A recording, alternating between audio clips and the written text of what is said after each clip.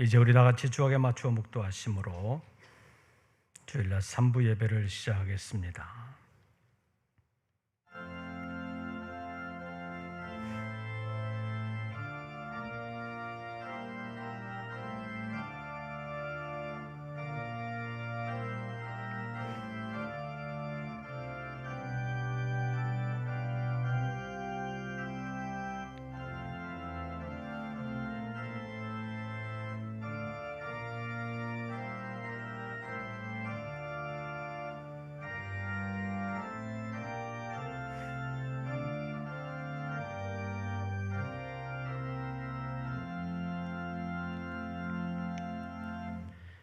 야곱의 하나님을 자기의 도움으로 삼으며 여호와 자기 하나님에게 자기의 소망을 두는 자는 복이 있도다.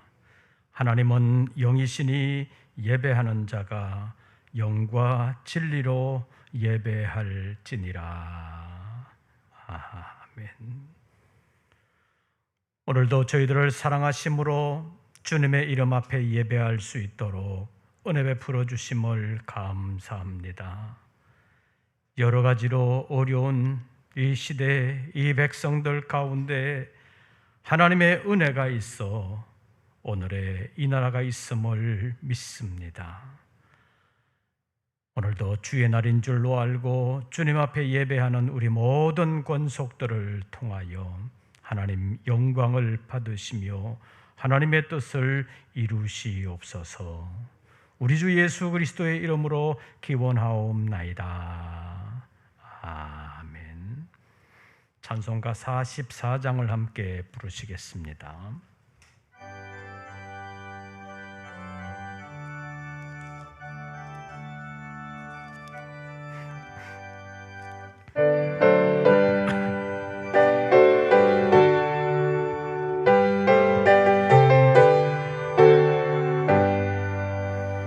지난 일의 동안에 예수 인도했으니 주의 전에 모여서 감사 찬송합니다. 가장 복된 이날은 하늘 가장 복된 이날은 하늘 안식교로다. 주의 공로 힘입어 은혜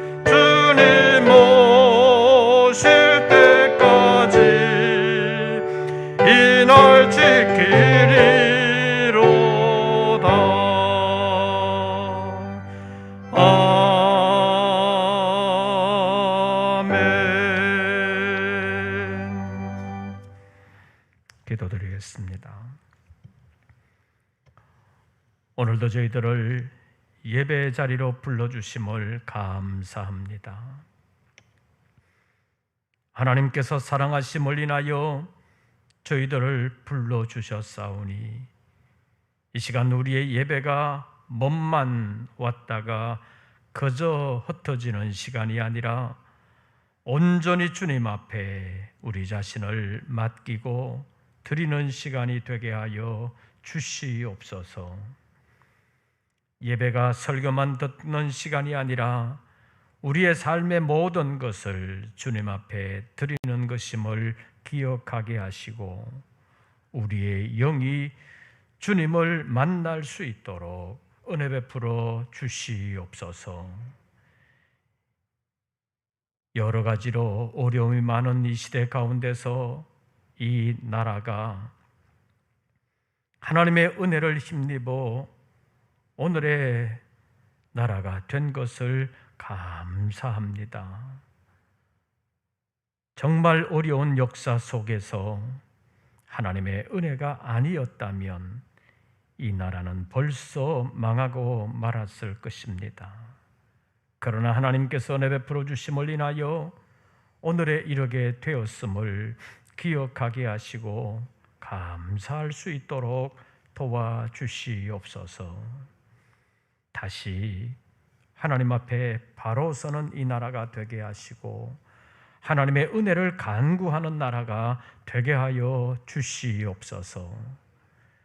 오늘도 주의 날이 오니 주의 백성들의 모임 가운데 임재하시되 오직 주님의 영광을 위하여 쓰임받을 수 있으며 주님의 말씀대로 살아드림으로 참 제자가 되고 주님 안에서 평강과 자유를 누릴 수 있는 우리 모든 백성들 되게 하여 주시옵소서. 오늘의 예배를 통하여 주님 임재하시고 영광 받아주시기를 간절히 원하오며 예수님의 이름으로 기도하옵나이다. 아멘.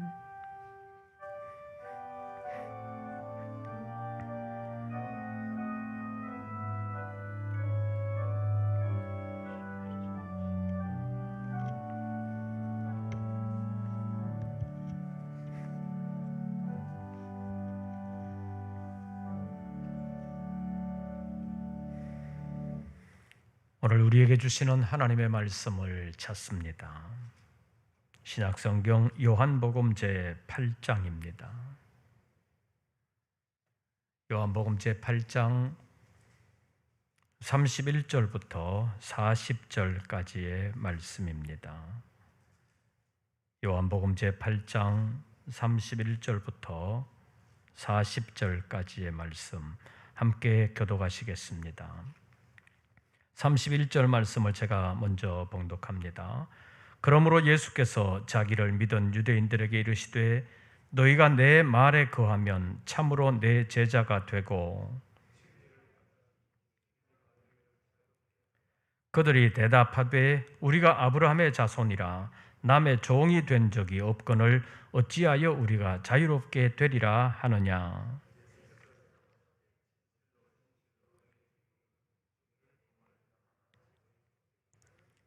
종은 영원히 집에 거하지 못하되 아들은 영원히 거하나니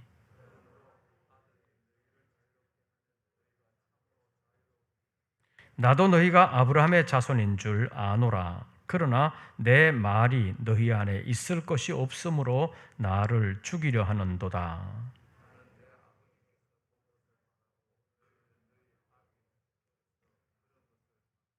대답하여 이르되 우리 아버지는 아브라함이라 하니 예수께서 이르시되 너희가 아브라함의 자손이면 아브라함이 행한 일들을 할 것이거늘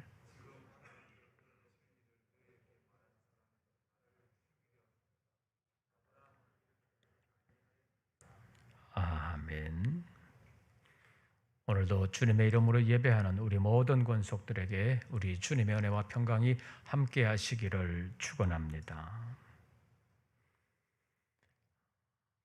거리두기 4단계가 되면서 전체 좌석수의 10% 범위 내에서 각부 예배를 드리고 있습니다. 그래서 예배 참여하는데 여러분들에게 어려움이 있습니다. 2부 예배 때도 조율이 제대로 안 된 분들이 계셔서 본당에서 예배 드리지를 못하고 다른 부서실에서 예배 드린 분들도 있습니다. 내가 어느 부서에 참여할 것인지 매주 확인을 좀 해 주시기를 바랍니다. 오늘은 우리나라가 일본의 압제로부터 해방된 지 76주전이 되는 광복절입니다. 광복이라는 말은 참 좋은 말입니다. 광복이라는 말의 낱말 뜻은 잃었던 나라와 주권을 다시 찾는 것을 의미합니다. 그런데 한자로는 빛광자와 회복할 복자를 사용하고 있습니다. 그러니까 광복이라는 말의 한자 문자적인 뜻은 빛으로 회복된다는 뜻입니다. 일제치하에서 어둠의 나라를 지냈다가 해방이 되면서 빛의 나라가 되었다는 것을 광복이라는 말로 표현을 했습니다. 일제치하에서는 나라의 이름도 빼앗기고 주권도 빼앗기고 심지어는 나란 말과 글까지도 빼앗겨 버리고 말았습니다.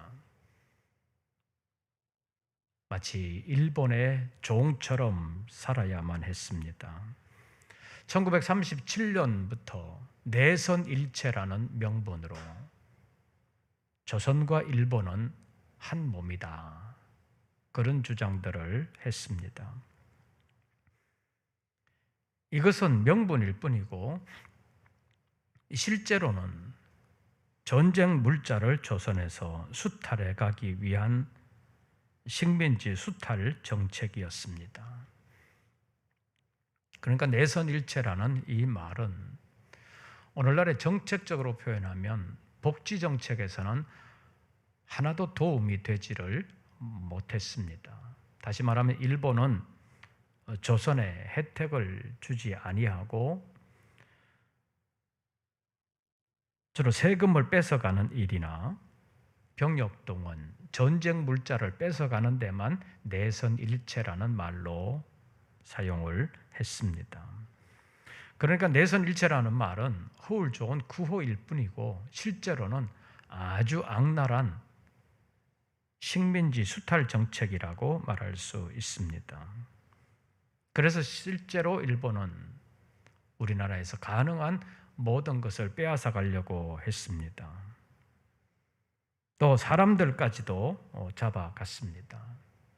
남자들은 강제징용되어서 총알바지가 되거나 아니면 강제 노역에 시달리게 됐습니다. 젊은 여성들은 끌려가서 위안부라는 이름으로 일본 군인들의 성놀이개가 되었습니다. 그러다가 2차 세계대전에서 일본이 패망하게 되면서 우리나라도 해방의 기쁨을 누리게 된 것이 오늘날의 광복절이라고 말할 수 있습니다. 일제치하에서 너무나도 고생이 많았던 우리 선배들은 해방만 되면 모든 것이 다 잘 될 줄로 알았습니다. 그러나 해방되면서 이북에 소련과 북한의 중국의 공산주의가 들어오게 되면서 나라가 정치적으로 큰 혼란을 겪게 되었습니다. 그래서 안정되지 못하다가 결국 6.25라는 전쟁이 일어나고 말았습니다. 3년 동안 계속되는 전쟁 때문에 수많은 사람들이 죽고 온 국토가 완전히 폐허가 되고 말았습니다. 그래서 나라는 결국 남북으로 갈라지게 되었고 일제강점기보다 더한 가난에 시달리게 된 것입니다. 그래서 나중에 경제 개발을 해보겠다고 외국에 도와달라고 손을 벌려도 도와주지를 않습니다. 그럼 좀 빌려달라고 차관을 요청해도 빌려주지도 않습니다. 쉽게 말하면 뭐 보고 빌려주냐 그 얘기입니다. 그래서 결국 독일에는 간호사들을 보내어서 그 간호사들의 임금을 담보로 돈을 빌리고, 뜨거운 중동에는 근로자들을 파견해서 외화를 벌어오게 하고, 심지어는 월남에 군인들을 파병을 해서 외화를 벌어오는 일까지 하게 된 것입니다. 그러니까 지금 우리가 누리는 경제적인 풍요함이라는 것, 지금 이만큼이라도 살게 된 것은 선배들의 희생, 그들의 피와 땀의 결실이라는 사실을 잊어서는 안 됩니다. 그리고 일본과의 관계에서도 일본의 만행을 잊어서도 안 됩니다. 그렇다고 비이성적으로 일본은 나쁜 놈이라고 말하면서 적대 관계만 강조하다가 국익을 해치는 일도 있어서는 안 되는 것입니다. 왜냐하면 일본은 나쁜 놈이라고 욕을 한다고 해서 일본과의 문제가 해결되는 것이 아니라 여러 가지 면에서 우리가 강하여져서 일본을 넘어서지 못하면 일본과의 관계는 해결되지 않는다는 사실을 직시해야 합니다. 일본은 지금도 과거의 잘못에 대하여 반성하거나 용서를 구하기는 고사하고 과거의 잘못을 숨기기에 급급하고 있습니다. 뿐만 아니라 다음 세대들에게는 과거의 자기들의 잘못을 전혀 가르치지 않습니다. 우리나라와의 관계를 보면 독도는 지금도 일본 땅이라고 아이들에게 가르치고 있습니다. 그런 교육을 받은 아이들이 자라나게 되면 독도는 당연히 일본 땅이라고 생각하게 되는 것입니다. 그렇기 때문에 우리가 일본보다 강하게 되어서 일본을 넘어서야 비로소 일본이 숙이고 들어오게 될 것입니다. 그래서 오늘 광복 76주년을 맞이하면서 나라를 위한다는 것이 과연 무엇인지 다시 한번 더 진지하게 생각해 보면서 아울러 믿음의 관점에서 나라를 위한다는 것이 무엇인지 잠깐 생각해 보려고 합니다.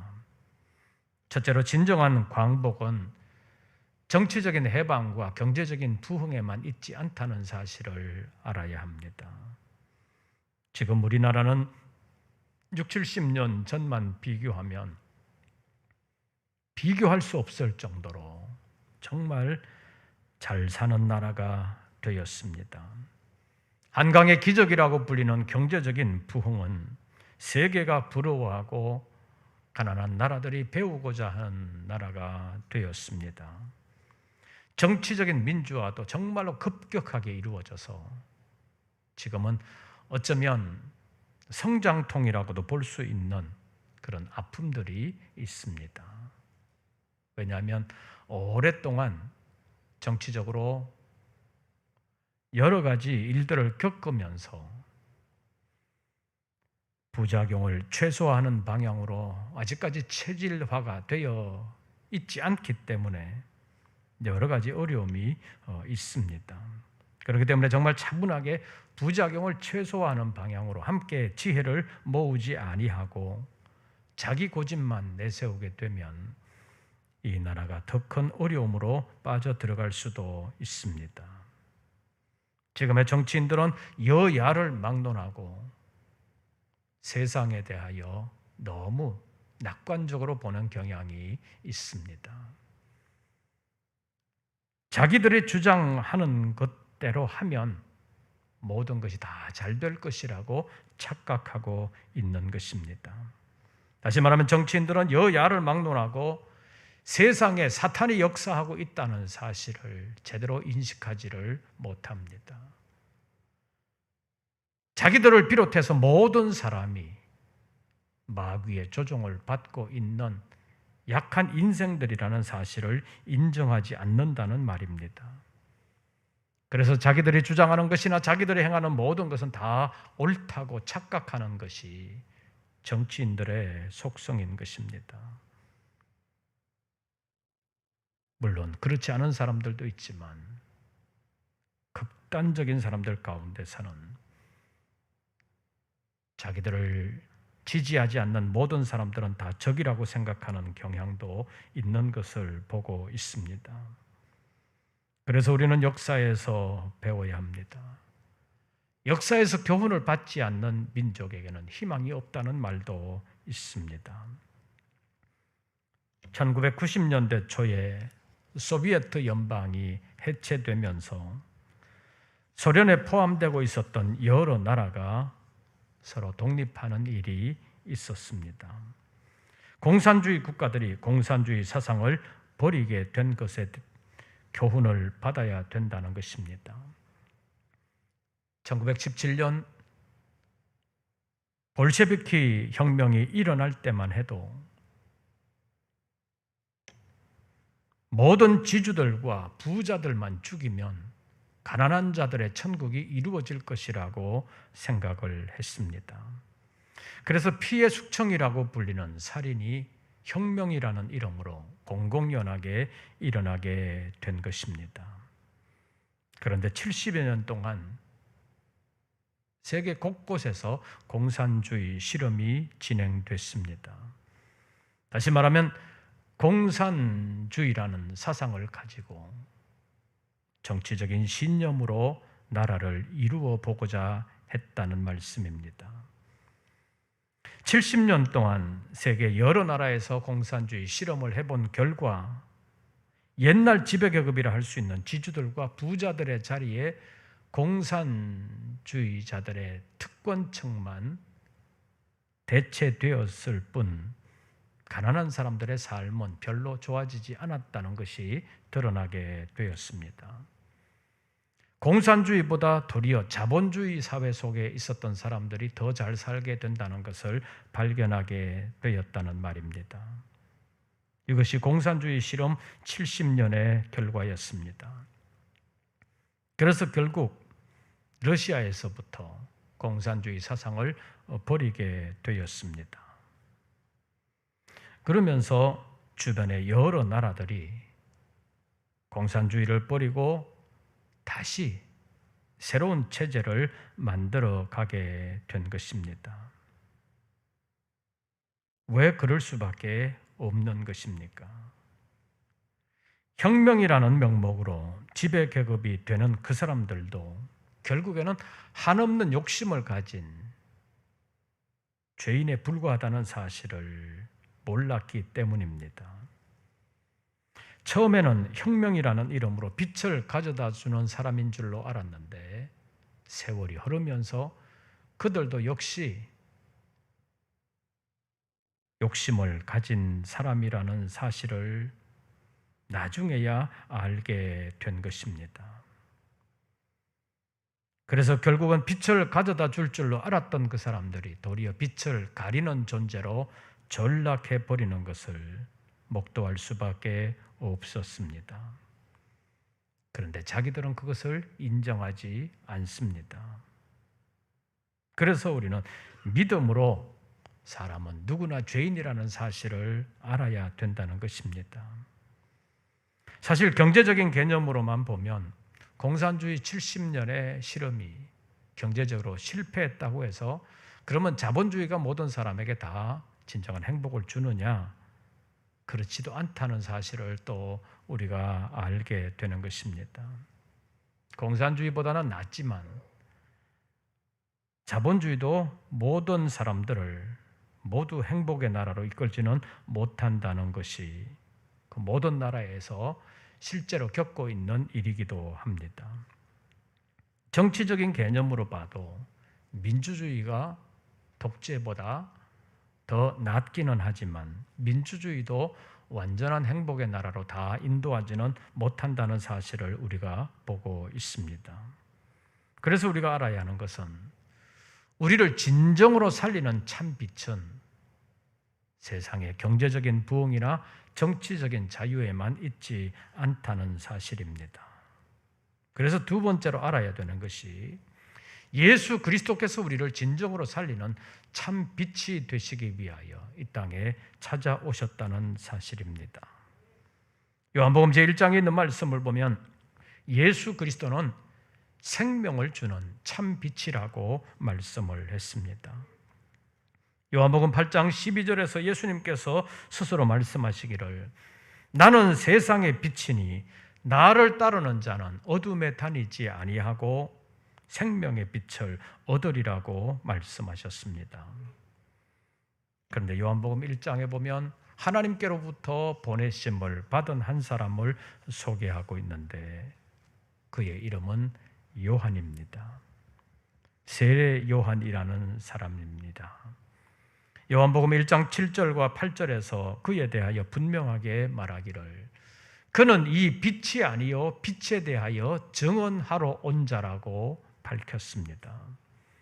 그런데 마태복음 5장 14절 말씀을 보면 예수님께서 제자들에게 너희는 세상의 빛이라고 말씀하셨습니다. 당시의 상황으로 보면 예수님의 제자들보다 세례 요한이 훨씬 선한 영향력을 크게 미치는 사람이었습니다.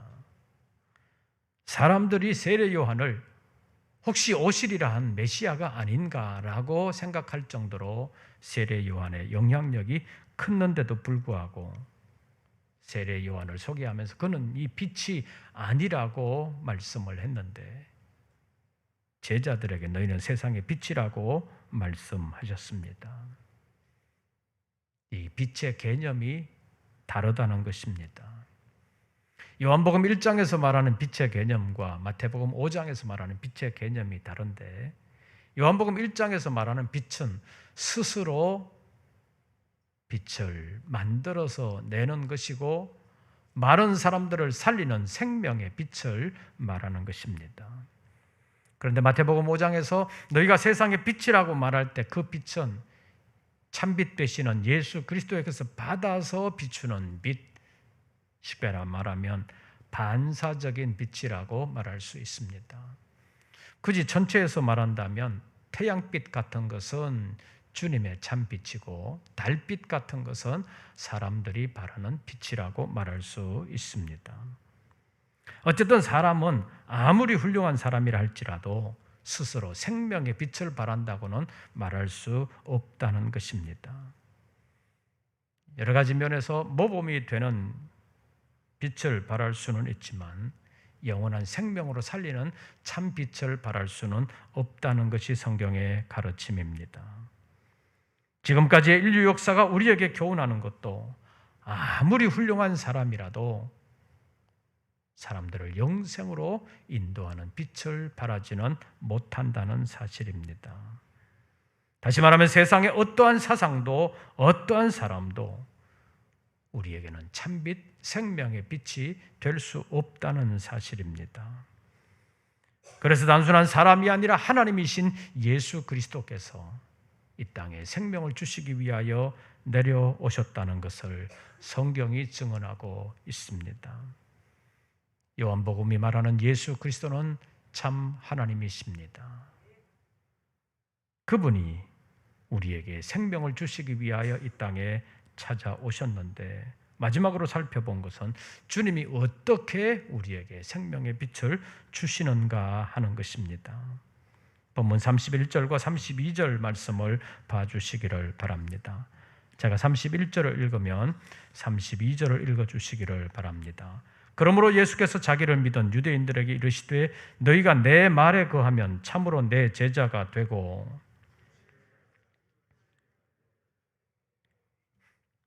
예수님께서 누구에게 이 말씀을 주셨는지 31절을 보면 예수께서 자기를 어떻게 한 유대인들에게 이르시되 자기를 믿은 유대인들에게 이르시되 예수님을 따라오는 사람, 예수님을 나름 믿는 유대인들에게 말씀하시는데 너희가 내 말에 어떻게 하면 거하면 참으로 내 제자가 된다. 그냥 따라온다고 해서 제자가 되는 것이 아니라 주님의 말씀에 살아야 주님의 참된 제자가 된다라고 말씀을 하시면서 무엇을 알지니 진리를 알지니 무엇이 너희를 자유롭게 하리라 진리를 자유롭게 하리라 라고 말씀하셨습니다. 여기서 말하는 진리는 잠시 밀물처럼 몰려왔다가 썰물처럼 빠져나가 버리는 세상 진리를 말하는 것이 아닙니다. 영원한 진리요, 참 생명, 영원한 생명을 주시는 진리를 말하는 것입니다. 그래서 요한복음 1장에서 빛을 말하되 일반적인 빛이 아니라 참 빛에 대하여 말한 것과 같습니다. 그래서 이 진리는 예수 그리스도요, 예수 그리스도의 말씀이라는 사실을 우리가 알아야 합니다. 우리가 잘 아는 대로 요한복음 14장 6절에서 예수님께서 말씀하시기를 내가 곧 길이요 진리요 생명이라고 말씀하셨습니다. 그래서 나로 말미암지 않고는 아버지께로 올 자가 없느니라고 말씀하셨습니다. 그리고 오늘 본문 36절에서는 아들이 너희를 자유롭게 하면 너희가 참으로 자유로우리라고 말씀했습니다. 제가 32절을 읽으면 여러분들이 36절을 읽어주시기를 바랍니다. 진리를 알지니 진리가 너희를 자유롭게 하리라.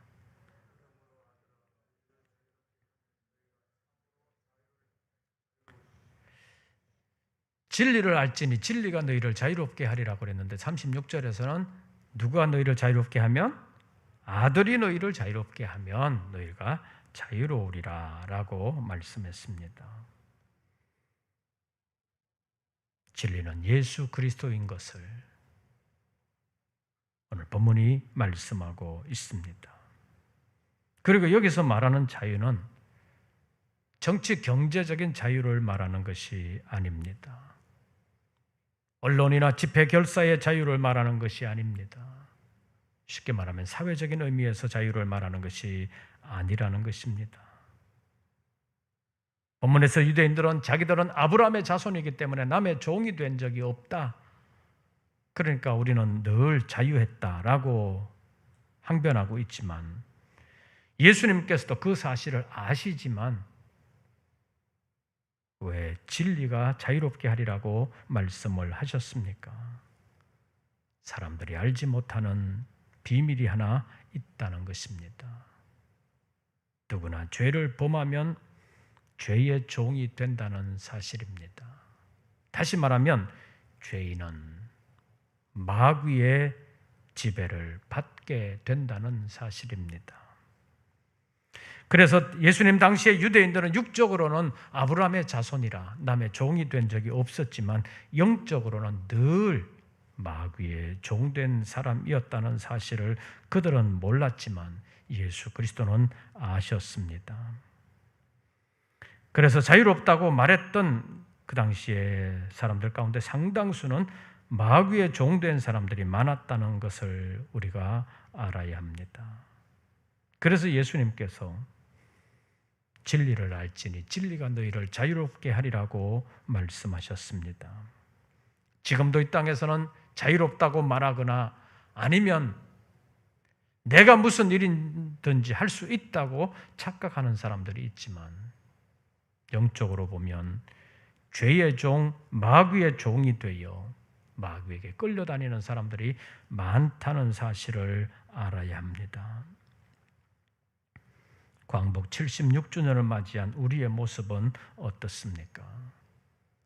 정치적으로는 옛날과 비교할 수 없을 만큼 자유로워졌습니다. 옛날 군사정권 때와는 비교할 수 없을 만큼 정말 자유로워졌습니다.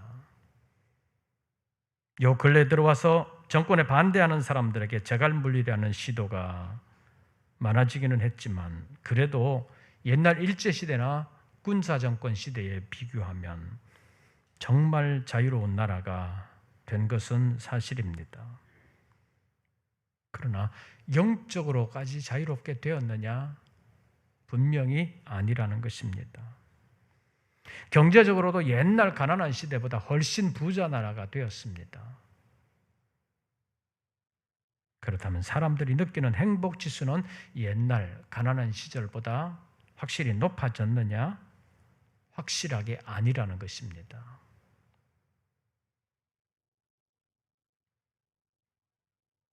현 정권을 비롯해서 여러 정권들이 경제정책에 실패하면서 여러 가지로 상대적인 박탈감으로 인한 가난을 느끼는 사람들이 많다는 것입니다. 이럴 때 진정한 자유는 경제적인 부흥이 되어야 될 것 같습니다.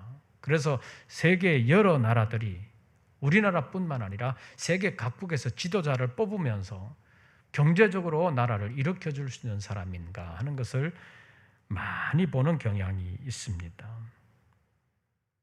그러나 역사적으로 보면 경제적으로 아주 좋았던 시대에도 완전히 자유롭지는 못했습니다.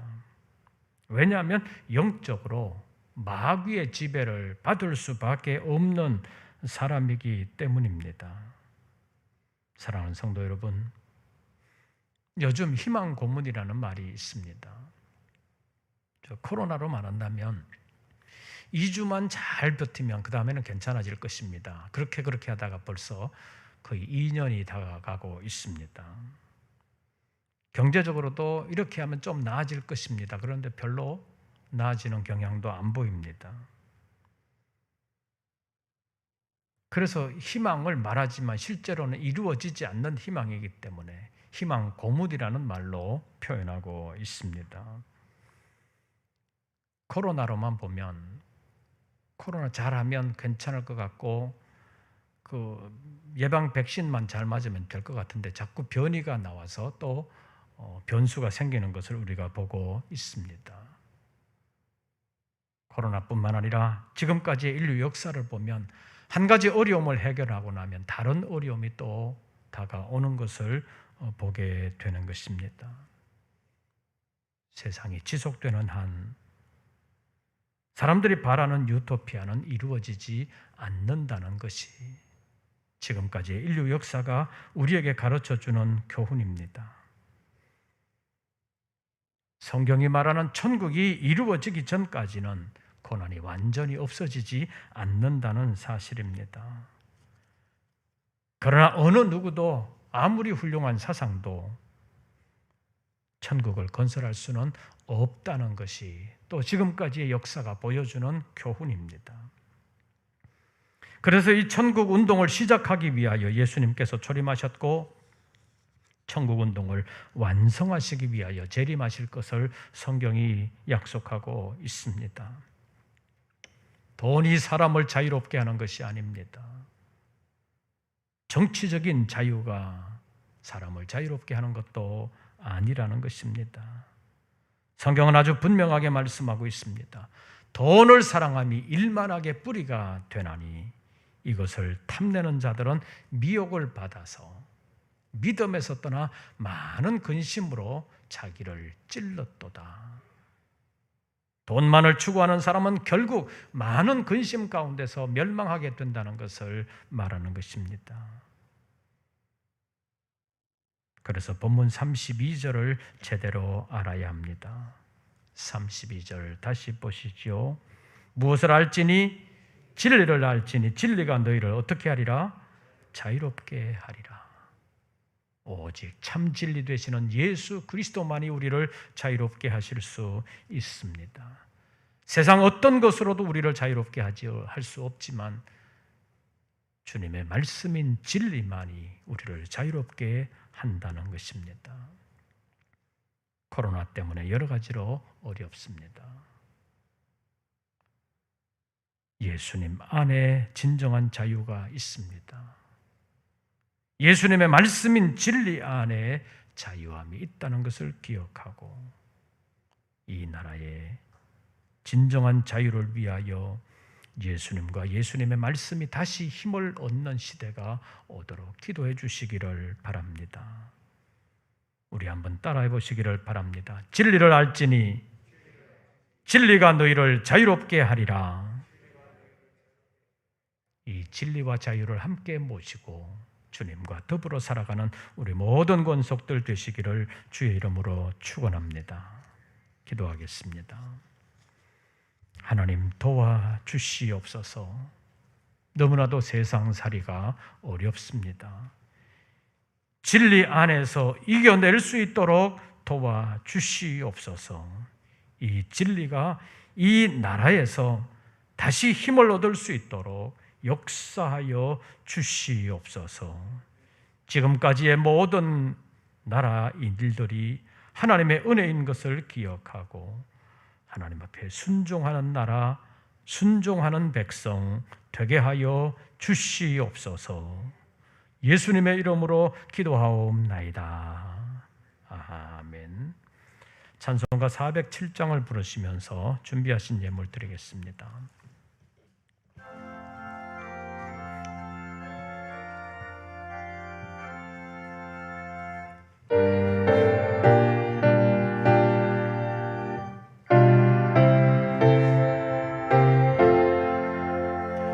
그 주와 함께 나 죽었으니 그 주와 함께 나 살았도다. 영광의 그날에 이르도록 언제나 주만 바라봅니다. 언제나 주는 날 사랑하사 언제나 새 생명 주시나니 영광의 그날에 이르도록 언제나 주만 바라봅니다. 마음속에 시험을 받을 때와 무거운 근심이 있을 때에 주께서 그때도 같이 하사 언제나 나를 도와주시네. 언제나 주는 날 사랑하사 언제나 새 생명 주시나니 영광의 그날에 이르도록 언제나 주만 바라봅니다. 뼈와 눈물을 흘릴 때와 쓰라린 마음으로 갈 때 주께서 그때도 같이 하사 언제나 나를 생각하시네. 언제나 주는 날 사랑하사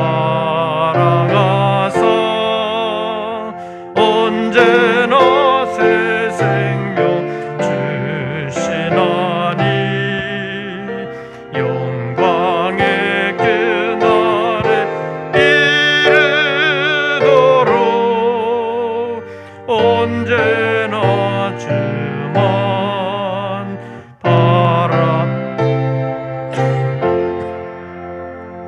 내 몸의 약함을 아시는 주 못 고칠 질병이 아주 없네.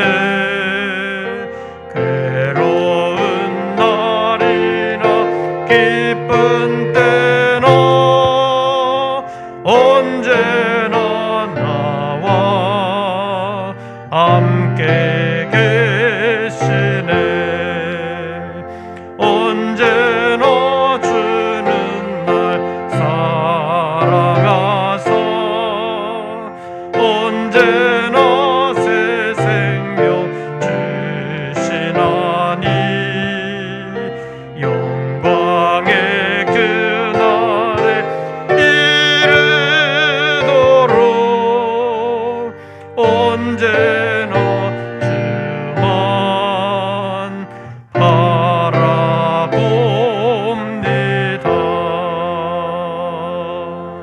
아멘.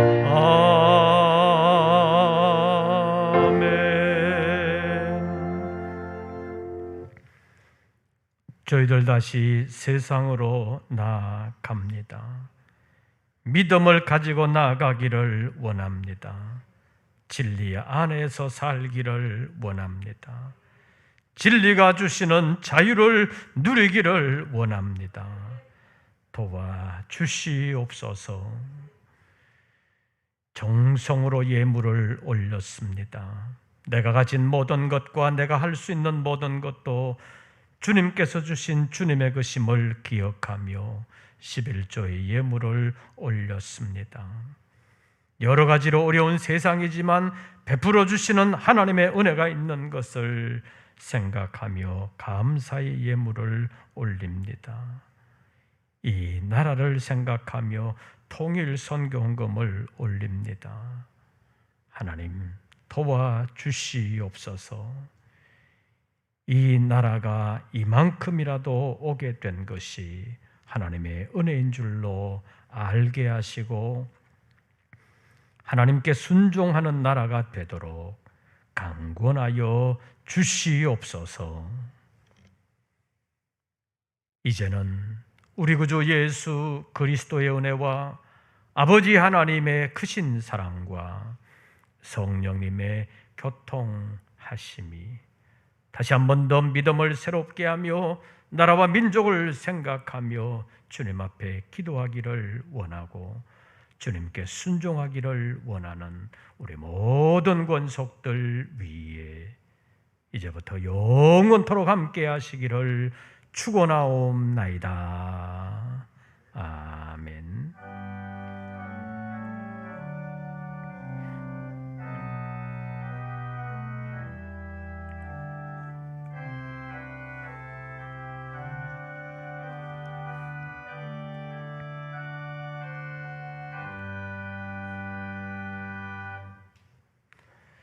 광고 말씀을 드립니다. 아까 말씀드린 것처럼 거리두기 4단계에서는 전체 좌석수의 10% 내에서만 대면 예배가 가능하기 때문에 10% 범위 내에서 본당에서 예배를 드릴 수 있습니다. 그래서 10% 범위를 맞추기 위해서 내가 어느 부서에 몇 부에 참여할 수 있는지를 미리 연락해 주시면 좋겠습니다. 그리고 혹시 조율이 되지 않은 분들이 참여하셔서 본당이 아닌 다른 부서실에서도 예배 드릴 수 있습니다.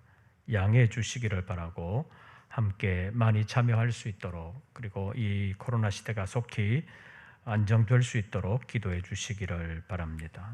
새로운 한 주간 주 안에서 평안하시고 승리하시기를 빕니다. 이것으로서 3부 예배를 모두 마치겠습니다.